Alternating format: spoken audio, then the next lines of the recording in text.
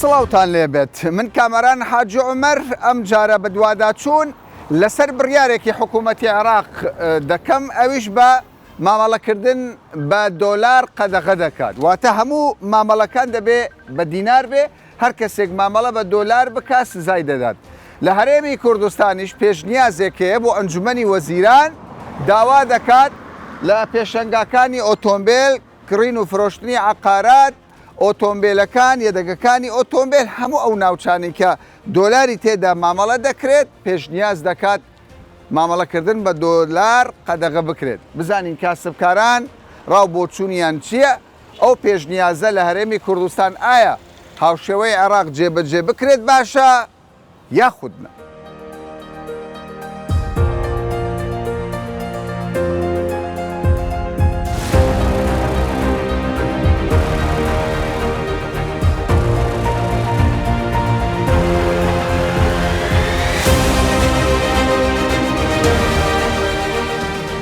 ئەو پێشنیازەی کە خراوەتە ڕوو سەبارەت بە بەکارهێنانی دۆلار یان دیناری عێراقی و قەدەغەکردنی دۆلار هەر دەدەستپێکی بەرنامەکە من بە دوواداچوونم بۆ کرد ئاگاداری ئەوە بووم بەشێکی زۆر لە کاسبکارانی پێشەنگاکانی ئۆتۆمبیل ناڕازی بوون وتیان کاکەوە مەترسیە ئەو بڕیارە جێبەجێ بێ بەشێکی زۆر لە کاسبکارانی ئۆتۆمبیل دەڵێن ئێمە زەرەر دەکەین بابزانین بەڕاستی ئێوە زەرەر دەکەن بەتاکید ئەو قرارێکە بەغدا دەرهینایە ئەمە زۆر زەرمەندی لەم وەزعیت چکە لەبەرەوەی ئەمە ئیشمان بە دۆلارە بە دینار ئیشمان نەکردیە بەغدا کردیتە تا ئێستا بەس مۆزوعی سیاری نەکردی ئەگەنا مۆزوعی بینا و خانی و ئەو شتانە هەر بە دینار بووە بەس لە بۆمە هەر دۆلار بووە. باشە ئێوە مەسەلە دەڵێن تەجروبەمان لەسەر دۆلارە لە دۆلار لێ ڕاهاتووی یان مەسەلەکە زەرەری تێدایە لە بازار سعرەکە لە باق سعرەکە بەس لە باقیش لۆمە نییە لۆ بەعزە کەسە چیە ئەو شتە لە بۆمە زۆر زەرەر یان نابی ناکری بەس بەشێکتان ڕەتی دەکەنەوە یان هەمووتان ئەم بەنسبەتی خۆم ڕەتی دەکەینەوە لەبەرەوەی ئەو فکرە لە بۆ بەخ نابی ئەوە لەمە نابی ئەمە باشە خۆمێکی بە 20 دەفتەری ئێستا بفرۆشتم دەکات 50 پارە لەژێدات باشە بەس من ئەوەندەی بە دوواداچوونم کردبی ماشاءڵڵا لەم وەرزەی ئێستا بارانێکی بەخۆریش دەبارێ ئیشاڵە ڕەحمەت بێ هەرچەندە جوتیاران دەڵێن ئەمە زەرەرە بۆ ئێمە ئیشاڵە بەرەکەت بێت بۆ کوردستان بەڵام ئەوەی کە ینی ئەوەندەی بەرچاوڕوونیم هەبێ ئێوە کە دەچنە دەرەوەی وڵات دەرەوەی عێراق وەرێمی کوردستان ئۆتۆمبیل دەکڕن ناچارن بە دراوی ئەو وڵاتە ئۆتۆمبیل بکڕن کە لێوەی دەهێن کاکەوانە لێ فەرقیە لێ فەرقە لێکوانە فەرقە لێکوانە ئەمە بابرن لێکوانە مشینە دوازدە سێ ساڵ نەمەعرەزیمە لێکوان هەدیش هەموو بە دۆلار بووە سەرنمە زۆر زەحمەت بکەوە دینار دوای لەوە قرارێ قسە لەگە زۆربەی ساعە معرەزەکان پێێنێ من ناجوانی معرەزان لەگە زۆربەی قسە پێێنێ هەموو ڕەتی دەکەنەوە هەنی کەسی بۆ وەزعی قاینێ بە دیناری لە ئیمارات ئەمن زۆر سەفەری وێندەرم کردووە سەیارە منە یعنی تو بە 367 درەمی دۆلاری ئەوان بە 66 لێ دووەردەگرن بە 67 دەدەنێ یعنی نە سنتە کەم دەکات نە سنتە بەردەوامەوە بەڵام ئەمە سانیشە گۆستنەوە یعنی دەکا کەمە درامیش هەزاریەیە یعنی 270 دۆلار 1000 درەم یعنی یەک وەرەقەیە یعنی مەسەلەن دەفتەرێک دەبتە سێ بەش یعنی هێشتا کەمتر دەبتەوە بەڵام دیناری عێراقی ئەمە دەفتەرێکی بکەینە پێنجی دەفتەیەک عەلاقە دۆ نمونە برێ سیارەکی دەفرۆشم بە 6 دەفتەری ئەو پارەی بە دینار وەردەگرم لە چێم بە 132 بەدەستم دەکات کاکەمانە 400 معرەسێ یەک کەس ئێستا بەقەر ڕێسی لە بەغدایە ئەو تانی دۆلاری 132 حکومەتی عێراق وەرگرت یەک کەس لە هەولێر شەریکە بەس یەک شەریکە مەقەر ڕێسی لە بەغدایە ئەو دەتوانیتن یعنی عەدالەتی لە دابەشکردنی دۆلارەکە کاکەمەرانە ئەو جەشتەشەیە ئەو شەریکەیە هەمووی زەرمەندە ئەو شەریکەیە لۆ نمونە سیارێک بە 6 دەفتەریە لە ناو بازاڕی بە 6 دەفتەر و 5 وەرەقەیە ئەو بە 6 دەفتەر و 50 وەرەقەی دەداتێ بەڵام دۆلار بە 32 لۆ حیساب دەکات یعنی دینارەکەت بە فێرە ئەوەش فێرە ینی ڕۆتینیات زیاد دەبی ئەمە بە هیچ نەوە دیناری عێراقیمان نامانوێت کاسبکارانی پێشەنگاکانی ئۆتۆمبیل دۆلارە ئەمە دیناری بەردەکەینەوە هەمومان زەرەر ڕۆنە عقارەتێن دوای پرسە بزانە ئیشوان کۆ بەس بەخۆی لێ وانە بوو لێ پێشتری هەر ئیشیان بە دینار بوو خانیان ئاردیان بەسیانیان بۆ دۆلار سارەکەش ئۆپۆت عێراق دەوێت بکاتەوە دینار لەوان لەوانەیە ڕێکی بەزومە قەدرێک ناکەین. دیناریشیان بە هەرزان بەدەست دەکەوێتەوە ئەمە وە نییە ینی ئەمە پێمان پێیان کا کامەرە ئەگە پەیامی مەوەردەگرن ئەگە ڕێی مەوەردەگرن وڵای شتێکی جوانە ئەمە ڕاهاتوین 20 سارە ئەمە ئیشمان دۆلارە تەعاملمان بە دۆلار بووە ئێستا کە ئەمە مانەعمان نییە زۆر شوێنە هەیە بە دینارە با بە دیناربی بە دینارە بە دیناری بەس تەعاملی ما بە دۆلارە هەندێک کاسبکاران ئازاد ئازادن بەس بۆ نمونە ئێستا وەک مەدانی ئاژەڵان مەدانی ئاژان لەوەتی هەیە بە دینارە بە دینارە زۆر تەبیعیە ئەوە تەعاملێ لەگە دینارە بەس ئەمە تەعاملمان لەگەر دۆلاریە ئێستا کە ئەمە زەرەرمان دەبین پووز زەرەرمان دەبین ئێستا سارێک دەفرۆشی بە 4 دەفتەری بە 4 دەفتەری چەندی فەرقە لە 4 دەفتەری هەر ملیۆنی تقریبا ملیۆنە و 500,000 فەرقە یعنی 6 میلیۆن ئەگە بە 120 دەکا 50 وەرەقە ئایا ئەمە بە دینار فرۆشن لە باقەکانی هەرێمی کوردستان دەتانم تاویزمان لێ بکەنەوە بە سوبسیدی بماندەرەوەڵ ئاسانیە جێبەجێ ئاسانی باشە قسە هەبوو گوتت لە تەکسی و نازانم مشتری ما 105 عربن 105 عربن بازاری ئۆتۆمبیل بازاری ئۆتۆمبیل وەکو عرب دێتن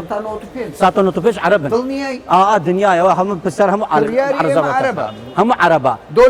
دۆلاری دەینی دەستی لە بەغدا لە بەسرا لە مووسە دەینیتن دەکە دەجاتێکی گشتێ دیار ناکەتەوە پارەیە بەسەکە پارەی دینار عێراقی بینیت بە فەردەینی لە ڕێ یای لێ تەسلیف دەبیتن ترسی ئەمنی لە کوردستان ئەمانەتی زۆرە بەس لە ڕێ بەغدای ڕێ مووسە بازگەکان تەعاملیان باشە لۆ پارە هینان و بردن واللهی ئەمانەت نییە لە هەرێمی کوردستان دەرێ ئەمانەتی نییە بەتەمای ئەمانەت لێرە هەیە لە بەتەمای خوایە لە سنووری هەرێمی کوردستان دەرسی بەغدا لە منتیقە دیال هەموو هەندێک 10 دەفتەری هەندێک 6 دەفتەری دێنیت ئێوە دەکەتە پارەی دیناری عێراقی دەکەێت چەند فەردە هەناگەتە لێرە فەقیری یعنی سارێکی بکڕی لێرە گرانبەها بێدەی بە فەردە پارە بە فاردە نەشی بینیتن دەلی نەشێ بینم بە تەکسی دێتن ئەدی کو سیار دەکرد بە تەکسی دێتن لێرە سیارە دەکرێت بە سەر خۆ سەر ناگری ناوەڵا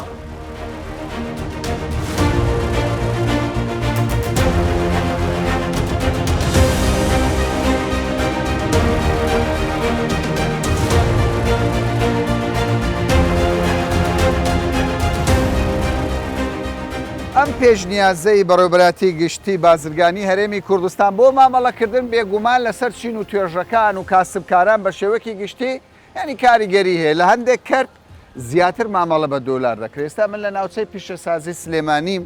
کە خۆتان دەزانن زۆربەی هەرە زۆری چ ئۆتۆمبیل چێ و ئەو کەلوپەلانەی کە یەدەگی ئۆتۆمبیلن هەمووی بە دۆلار دێت لێرە تەنانەت هەندێک وەستاش بە دۆلار هەرچەندە کاری دەستی دەکا بەڵام دەستحەقەکەی دەڵێ بە دۆلارە بە دۆلار مامەڵە دەکرێت بزانین ئەوان بۆ چوونیان چییە لەسەر ئەوەی کە لەمە دووە دەست لە دۆلار بەربردرێ مامەڵەی ڕسمی و فەرمی بە دیناری عێراقی بێت زانین ئەو بازارە چ کاردانەوەیەکی لەسەر دەبێت کاسبکاران چی دەڵێت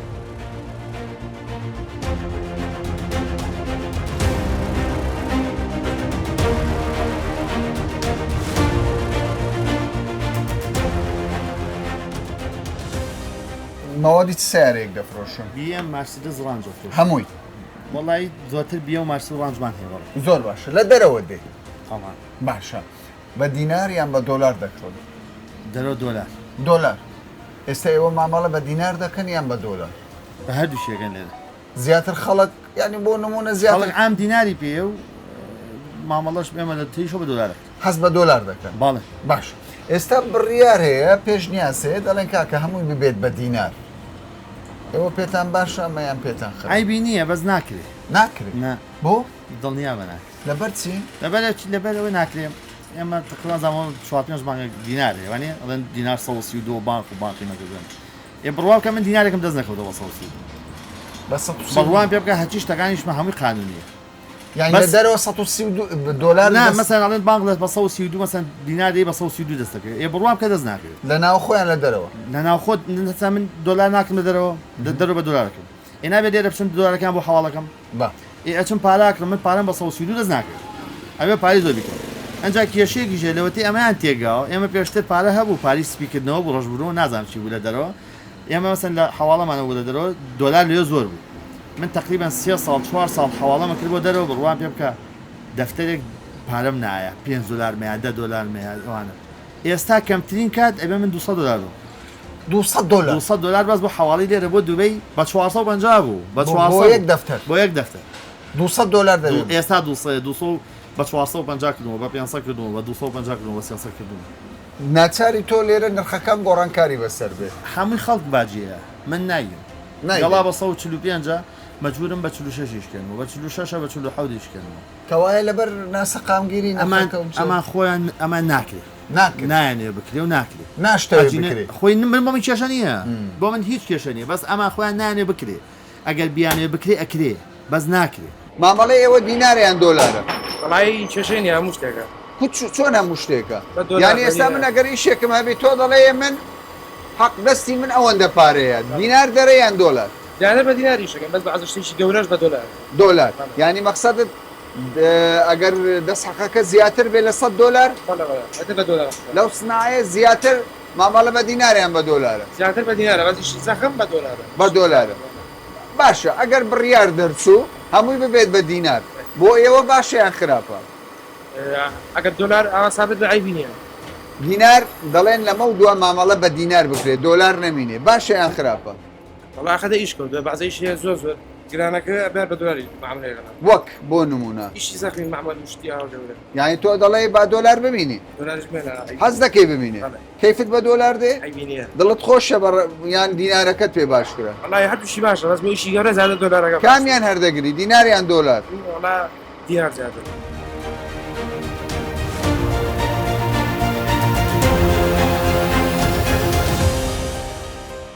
هاتوونەتە یەکێک لە دوکانەکانی تر لە ناوچەی پیشەسازی سلێمانی لێرە هەرچی بڕغی دەبینی ئەو بڕغیانە بڕغی جوانەیە بڕغی باش و چاکەیە سینی ئەسلی ینی عادیشمانەیە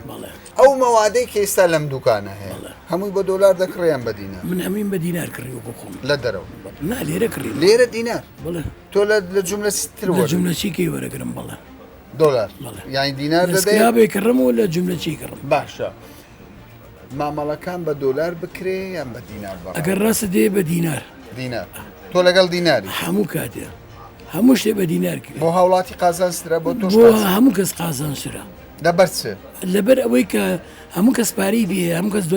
دۆلاری پێ نییە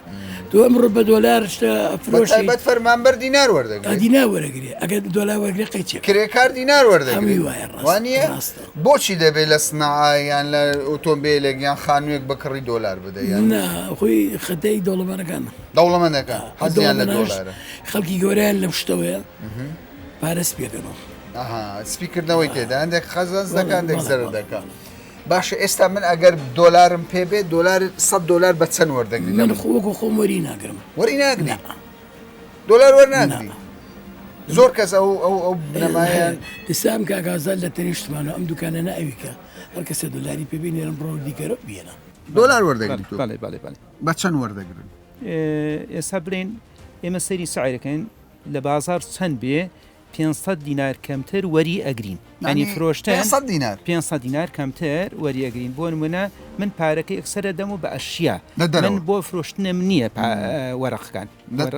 بە ئەشیا دەکڕیەوە لە بەڵێ بەو شێوەیە باشە چونکە ئەشیاکانمان بەس دۆلارە کڕینەمە لەبەر ئەوە دۆلارەکە بەکارهێنین ئیتر پێویست ناکە بە کەمتر وەریگرین بە کاک حاجی تۆ دەمێکە پێدەچێ ئەم کارە بکەیت کاری بزنس بکەیت دۆلار لە دەرەوە بە ئاسانی دەستەوە دەکەوێ یان ئەو بڕیارانەی بانکۆوانە کێشەی بۆ ئێوە دروست کردووە لە چۆ برین ینی بۆ نمونە تۆ لە دەرەوە لە دەرەوە ئێمە ئەبێت پارە حواڵەکەین ژناخۆ ئاسان عفم کە ئێستا بۆ نمونە ئەچیتە دوبەی لەوێ ئەبێ بە دەرهەم شت بڕی دۆلارەکە بکەیتە دەرهەم دۆلارەکە بکەی بە دەرهەم بۆ نمونە لێرەوە ئێمە حواڵەیەکەین دۆلارەکە لەوێ دەرهەممان باشە بۆ بە دینار ناکەن بە دەرهەم ڕاستەوە ئەخر نییە لێرە مشکلەکە ئەوەیە ئێستا لە بازاڕی دۆلارەکە برین دەرهەم نییە تا بیکڕین و بچین بۆ دوبەی شتی پێ دەبێت دۆلار بدەیت دۆلار بەڵێ تۆ لەگەڵ ئەوەی دینار مامەڵەی فەرمی پێ بکرێت لە هەموو شوێنە دۆلار وەڵا طبعاً دینارەکە ئەمە زەرەر ناکەن ناقەت زەرەر ناکەین زەرەر ناکەین ئەگەر ثابت بێ ئەگە دینارەکە ثابت بێ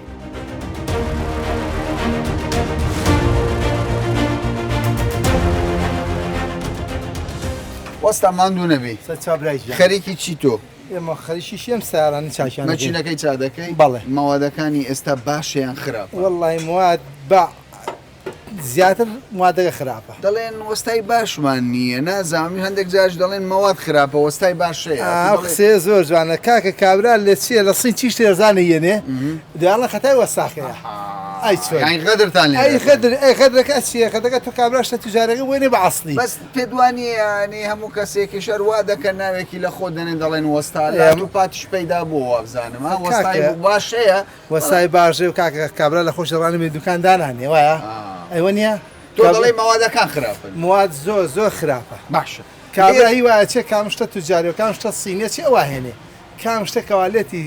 بە عمل ئەوانێتە وڵاتەکەەوە ئەوەش نییە چاودێری بازرگانی و بازار ئەگەر هەبێ کابرا چاودێریەکە بێ ناتوانێت موادێ بۆ تۆ بێنە بە دوو هەفتە تێکش بڵە خەتای وەسا جاری وەش تووشێ و مووقیفە بوو موادە زۆر بەڵێ ئارەوە هەستت بەوە کرد ناڕەحەتی کرد خۆش نییە کابرا شتەکە بۆ تۆێنێ تۆ حەزەکەی شەکە مەزبوط لا خەڵک کابرا بڵە وەڵایی شەکەی زۆر جوانە و دەستی خۆش بوو لە شتاک وایە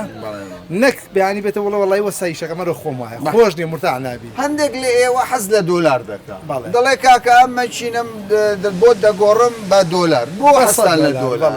ئێمە حەزمان لە دۆلارێ خۆی مواد فرۆشەکان شتەکە لە وڵاتانە کڕم بە دۆلار مەزبورە بە دۆلار بیژوت ئێمە حەق دەستەکە خۆمان هەر بەهین وەرەگی بە تەبع وەرەگی بە دینا وەرەگین بەڵێ دینارت پێ باشە دینارمان پێ باشە هەر بە دیناریش وەرەگرین مامەڵە بە دینار دەکەی مامەڵە بە دینارەکەین بەڵێ بە دۆلار ناکەین حەز دەکەی ببێتە فەرمی ئەمە ئارە وەڵڵا و باشتر نییە لە قازانجی هەموو کەسی سە تۆ بۆ نمونە چی شتەکە بە دین کڕی بە تەبع کڕی لەوە باشەکە بە دۆلار پارەکەی ماڵەوە دۆلارە یان دینارە ئەم بەرزیارە خەتەرە وەڵی مشەکەلە یعنی متمانەت بە هەردووکی هەیە لە هەردووچی ئەخکاکە بازارەکەەوە بەدەست نییە دۆلارەکەش وە قومار وایە ڕۆژێ بەزە ڕۆژێ نسبە باشە بە دۆلاریش دەکەیان بە دینار وەڵا بە دینار دینار دەستحەقت دینارە ئەدی مەوادەکان وەڵا مەوادەکان بڕێ هەیە دینار و بێ دۆلارەوە ببتە دیناریان دۆلار باش وەڵا زۆربەگەی بازار بە دۆلار بێ بە دینار باشترە ببتە دینار هەموو بازار ببتە دینار وەڵا بێ بە دینار باشترە باشە تۆ وەکو هاوڵاتیەک شۆفێرێک حەز دەکەی دینار بەردەوامی مامەڵە بە دینار بکریان دۆلاری شەبی بۆ ئابووری وڵات تۆ بێ مامەڵەکە و دراوەکە و ئەو دراوە بێکە هی وڵاتی خۆتە ئەگەر دراوی وڵاتانی کە بێکە ئەشکێتەوە تۆ لێریا باجەکەی ئێستا بۆ نمونونەکە دۆلار 16 بوو هەموو هاوڵاتیەک باجەکەیە لە سایە سیچی بۆ سەر تۆ یعنی تۆ حساب بە تاکسی سایە سی چۆتە سەر ئەوە زۆر زەرری لێ هەم لە ئابووری وڵات هەم بار و گوزەرانی خەڵک تێکەچ ینی یەکلا ببتەوە دینار بێ باشترە بۆ خەڵک بەڵە دینار بێ چونکە بەس ئێمە خۆی دراوەکەشمان کێشەی هەیە چونکە بۆ دراوە گەورەکەمان 50,000 ئەگەر بێت و 150,000 بێ ئەو کێشەی حلە بێت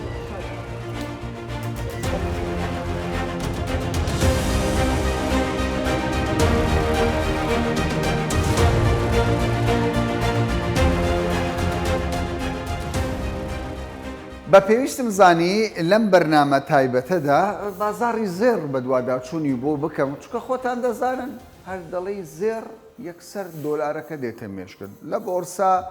دۆلار بەرامبەر بە زێڕە ینی نرخی بەهاکان دراوەکانی دنیاش هەر زێر تەعاملی لەگەڵ دەکرێت لە کوردستان لە پێشوودا ئەوەندەی من زانیاریم هەبێ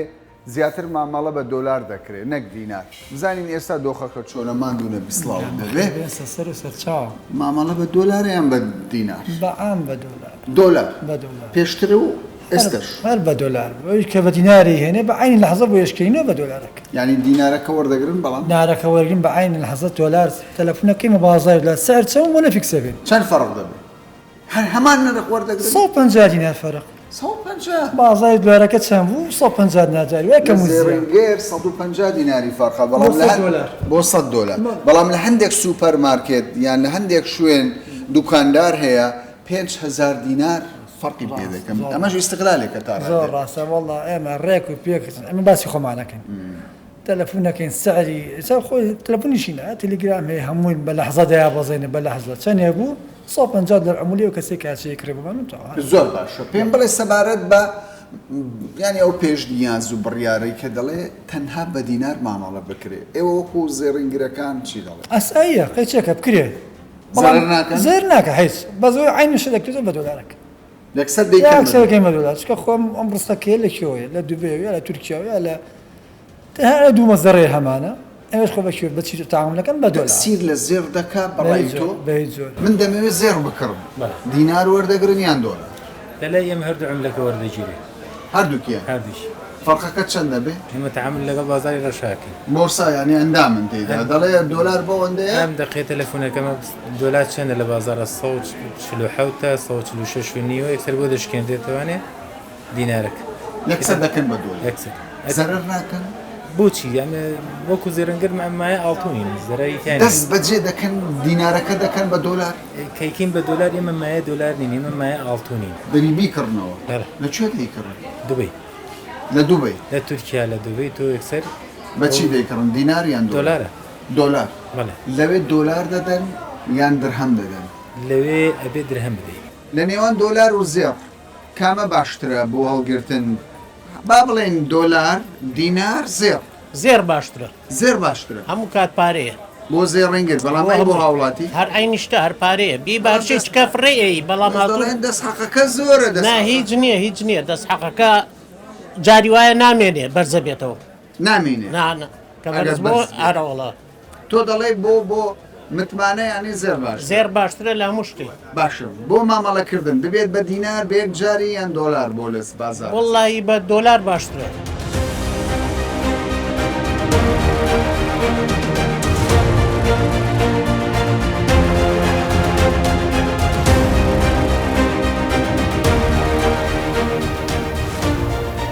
طبعا لە کوردستان و لە عێراقیش کێشەیەکی گەورە هەیە گەورەترین ئەو کێشەیە چیە؟ نەبوونی متمانەیە لە نێوان هاوڵاتی لەگەڵ بانکەکانی نێو هەرێمی کوردستان یعنی پرسیاری هەرە گرنگ ئەوەیە ئەگەر ئێمە پشت بە دیناری عێراقی ببەستین یعنی ڕۆلی بانکەکان چی دەبێت جم و جۆڵی بازرگانی لە ناوەخۆ لە دەرەوە بە چ شێوەیەک دەبێت ینی ئەمە قسەی هەرە گرینگە میوانداری چێم کردووە بەڕێز کازم بەڕێوەبەری گشتی بانکی ناوەندی عێراقی کە لقی بەرپرسی لقی هەولێریشە بنێن هەرێمی کوردستانیشە بەڕێز کازم با لەوە دەست پێ بکەین با بزانین لە زۆربەی وڵاتان دەڵێن دراوی خۆمانە لە عێراق دۆخەکە بە هەمان شێوەیە دەبێ ئێمە بایەق بە دینار بدەین یان بە دۆلار بێگومان بابەتی درا و بابەتێکی زۆر فراوانە لە عێراق لەبەرەوەی جەناب تەزانی دوای 2003 وەزعەکان بە جۆرێک گۆڕە دوای ڕوخانی ڕژێمی عێراقی پێش 2003 تەنها بە دراوی عێراقی ڕەفتارەکرا بەڵام لە دوای 2003 دراوی بیانیش کە ناسراوە بە دۆلار بەڵام بە شێوەیەکی گشتی ئەو دەوڵەتانەی کەوا ڕێز لە سیادەی خۆیان دەگرن دەبێ ڕفتار بە دراوی نیشتیمانی خۆیان باشە کەوایە دینار گرنگە چۆن هاوڵاتی قازانج دەکە و بانکەکان سوود دەبین ئەگەر تۆ هەموو تەعاملەکانت بە دیناری عێراقی بوو ئەو وەختە ئەو سەرێشەی ئاڵوگۆڕی دراوت نامێنێ لە بین دینارەوە بۆ دۆلار بەهاکەی بەرز دەبێتەوە بێگومان تۆ بەهاکەی بەرز دەبێتەوە ئەوش چەند هەنگاوێک شێوێ یەکە لەو هەنگاوانە ئەبێ بانقی ناوەندی عێراقی لە ڕێی سەکۆیەکی ئەلکترۆنیکەوە دایناوە بازرگانەکان بتوانن بە ئاسانی دراوی بیانی یان دەستکەوێ بۆ بابەتی ئاڵوگۆڕ لەگەڵ دەرەوەی وڵات باشە سەبارەت بە دراوەکە بەهای دراوەکە زۆر کەس دەڵێ من بازرگانم دەچمە دەرەوە دۆلار دەبم هەڵگرتنی ئاسانترە بەهایەکی جێی باوەڕە بەڵام گەورەترین فیئەی عێراقی 50,000 دیناریە بانکی ناوەندی بیر لەوە دەکاتەوە کە ببێت بە دینار فیئەکەی بکات بە 100,000 یا زیاتر نا بە پێچەوانەوە کامەران تۆ دراوی هەر وڵاتێک ئەگەر جۆرەکەی فیئەکەی چەندێ نزمتر بێ ئەوەنە قیمەتی دراوەکە زیاترە بێ کە کاتی خۆی 50,000ش چاپکرا یەکە لەو گلەیانی کەوا لە بانقی ناوەندی عێراقیە کرا ئەیانوت بۆ دراوی فیئەیەکی وا بەرزی چاپ کردووە بۆیە ئەو دراوانەی یان ئەو جۆرانی ئەو فیئانەی کەوا ئێستا هەیە ئەتوانێت تەختەیەی هەموو عێراقی پێ بکرێت.